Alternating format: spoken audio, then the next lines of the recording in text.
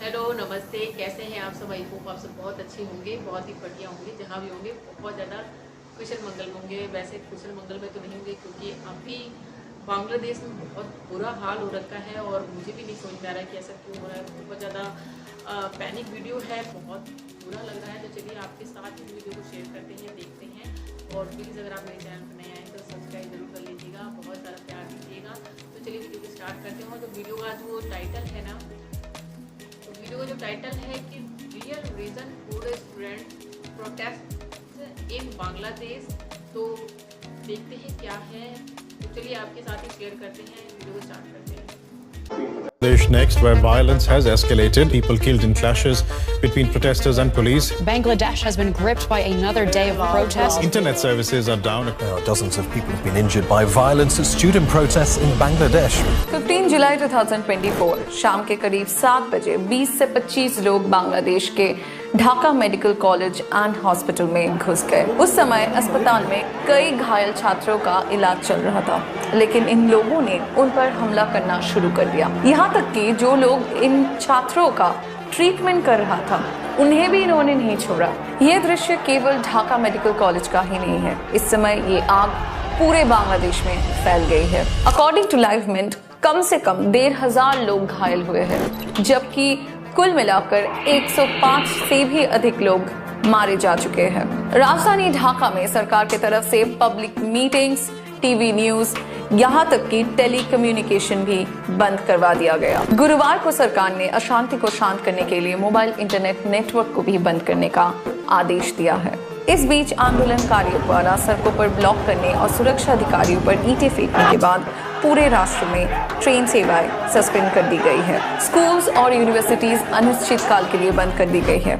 बांग्लादेश के हर एक college campus आज खून से लथपथ है। लेकिन आप जानकर हैरान होंगे कि ये सब कुछ रोका जा सकता था अगर सरकार थोड़ी मानवता दिखाती। अब सवाल ये है कि इन सब का शुरुआत कहां से हुआ, क्यों प्रशासन स्टूडेंट्स पर हमला कर रहे हैं और क्यों स्टूडेंट्स आंदोलन के लिए सड़कों पर उतरे, सब कुछ जानेंगे हम आज के इस वीडियो में। 1971 में बांग्लादेश ने पाकिस्तान से स्वतंत्रता हासिल की थी। इस स्वतंत्रता संग्राम को मुक्ति युद्ध के नाम से जाना जाता है। इस युद्ध में लाखों लोगों ने अपने प्राणों की आहुति दी और देश को एक स्वतंत्र राष्ट्र के रूप में स्थापित किया। मुक्ति योद्धा वे वीर थे जिन्होंने इस संघर्ष में हिस्सा लिया और देश को स्वतंत्रता दिलाई। इस युद्ध में बांग्लादेशी सैनिकों, आम नागरिकों और महिलाओं ने मिलकर संघर्ष किया था।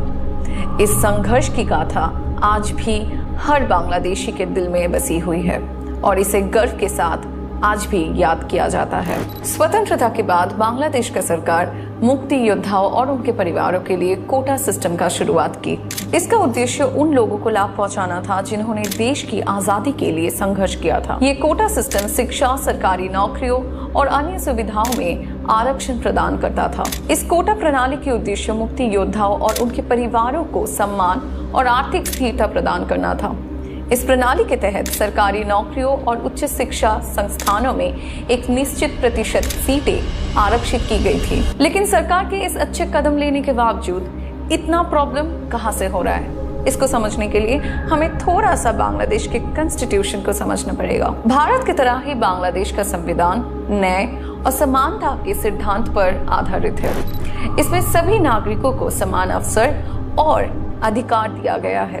कोटा प्रणाली को संविधान में सामाजिक न्याय के एक माध्यम के रूप में देखा गया था, लेकिन वर्तमान स्थिति में ये प्रणाली संविधान के मूल्यों के विपरीत जाती दिखाई दे रही है। संविधान का उद्देश्य सभी नागरिकों में समान अधिकार प्रदान करना है, लेकिन कोटा प्रणाली ने इस उद्देश्य को पूरा नहीं किया। इसके बजाय ये समाज में विभाजन और असमानता पैदा कर रहा है। सबसे महत्वपूर्ण बात यह है कि सरकारी नौकरियों में 30% कोटा उन स्वतंत्रता सेनानियों के बच्चों और पोते पोतियों के लिए आरक्षित है जिन्होंने 1971 में तत्कालीन पश्चिम पाकिस्तान के शासन के खिलाफ स्वतंत्रता संग्राम लड़ा था। अन्य कोटा महिलाओं के लिए 10%, बैकवर्ड डिस्ट्रिक्ट्स जो मार्जिनलाइज कंसिडर्ड है उनके लिए 10%, आदिवासी जनसंख्या के लिए 5% और शारीरिक विकलांग व्यक्तियों के लिए 1% आरक्षित है। 2018 में बांग्लादेश में कोटा प्रणाली के खिलाफ बड़े पैमानों में आंदोलन हुआ। छात्रों ने इस प्रणाली के खिलाफ विरोध प्रदर्शन किया, जहां सरकार ने इसे खत्म करने की मांग की। ये आंदोलन पूरे देश में फैल गया और सरकार को इस पर पुनर्विचार करने के लिए मजबूर होना पड़ा। उस समय छात्रों ने ढाका के शहबाग चौराहे पर इकट्ठा होकर बड़ी संख्या में आंदोलन प्रदर्शन किया था। ये आंदोलन कई हफ्तों तक चला और इसमें छात्रों के साथ साथ आम नागरिकों ने भी हिस्सा लिया। अंत में सरकार को इस कोटा प्रणाली में बदलाव लाने का आश्वासन देना पड़ा।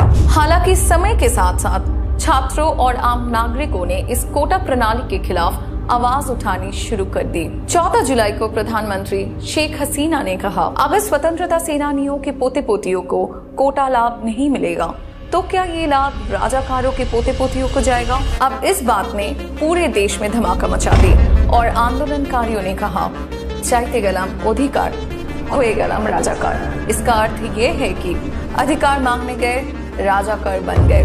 अब ये राजाकार कौन है? स्टूडेंट्स ने राजाकार ये वर्ड सुनकर इतना क्यों भड़क गए? बंगाली में राजाकार उन लोगों को कहते हैं जिन्होंने 1971 में बांग्लादेश के मुक्ति युद्ध के दौरान पाकिस्तानी सेना के साथ मिलकर बांग्लादेश की स्वतंत्रता आंदोलन के खिलाफ काम किया। इन्हें अक्सर गद्दार के रूप में देखा जाता है, जिन्होंने पाकिस्तानी सेनाओं के साथ मिलकर बांग्लादेश पर अत्याचार किया। राजाकार इस शब्द का बहुत ही नकारात्मक मतलब होता है और बांग्लादेश के स्वतंत्रता संग्राम के इतिहास में ये धोखा और विश्वासघात के साथ जुड़ा हुआ है। बांग्लादेश में सिविल सर्विस के नौकरियों का बहुत अधिक मांग है, क्योंकि इन नौकरियों के साथ उच्च सामाजिक प्रतिष्ठा, सम्मान, वेतन, सुरक्षा और भविष्य की पेंशन का बेनिफिट मिलता है। उनका मानना यह है कि ये प्रणाली न्यायपूर्ण नहीं हो रहा है और इससे योग्य छात्रों का अवसर कम हो रहा है। जहां कोटा प्रणाली में हम देख पा रहे हैं कि 56% ऑलरेडी रिजर्व्ड है और मेरिट के लिए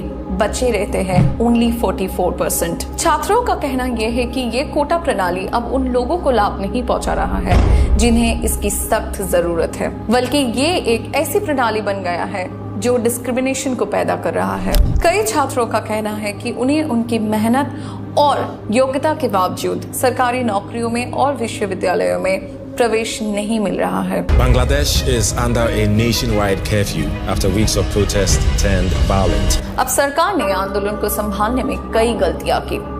छात्रों पर पुलिस ने बल प्रयोग किया, उनके ऊपर टीयर गैस और रबर बुलेट्स का इस्तेमाल किया गया और इसी चीज ने आंदोलन को और भड़का दिया और स्थिति को और खराब कर दिया।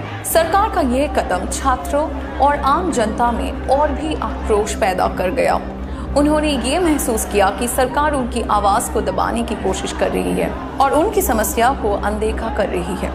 इससे आंदोलन और भी तीव्र हो गया और देश भर में फैल गया। तो दोस्तों, ये था बांग्लादेश के कोटा आंदोलन का पूरा मामला। ये एक ज्वलंत मुद्दा है जो पूरे देश को हिला कर रख दिया। ये आंदोलन ये दर्शाता है कि कैसे एक न्यायपूर्ण उद्देश्य भी समय के साथ साथ भेदभावपूर्ण बन सकता है। सरकार को छात्रों के समाधान को गंभीरता से सुनने और एक न्यायपूर्ण समाधान निकालने की जरूरत है। ये आंदोलन हमें ये सिखाता है कि किसी भी समाज में समानता और न्याय का पालन करना कितना आवश्यक है। अगर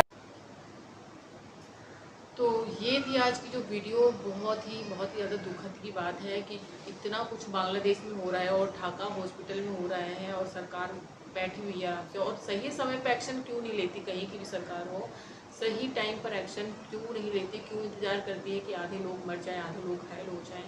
तो ये नहीं होना चाहिए। कहीं कोई सा भी देश हो, सरकार को तुरंत एक्शन लेना चाहिए और जो भी हो रहा है बहुत ही गलत हो रहा है। और ऐसे नहीं कि हॉस्पिटल हो रहा है, बता रहे हैं कि हाँ जगह जगह पर बहुत ज़्यादा आतंक सा फैला हुआ है।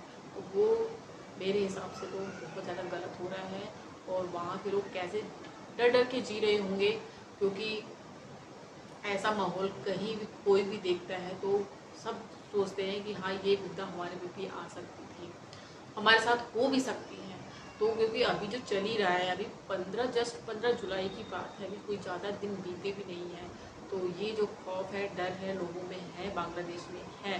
तो और मुझे आप कमेंट के जरिए बताइए कि वहाँ पर क्या क्या हो रहा है, कैसे है। आप थोड़ा बहुत मुझे कमेंट करेंगे तो मुझे और ज़्यादा अच्छे से समझ में आएगा। तो वीडियो तो बहुत ही दुखद वाली थी, क्योंकि कहीं भी होता है ना तो ऐसी जो वीडियोज़ होती हैं बहुत ज़्यादा दिल को दहला देती हैं। तो आज की बस इतनी ही वीडियो थी। मिलते हैं नेक्स्ट वीडियो में नई वीडियो के साथ, तब तक के लिए खुश रहिएगा। बाय।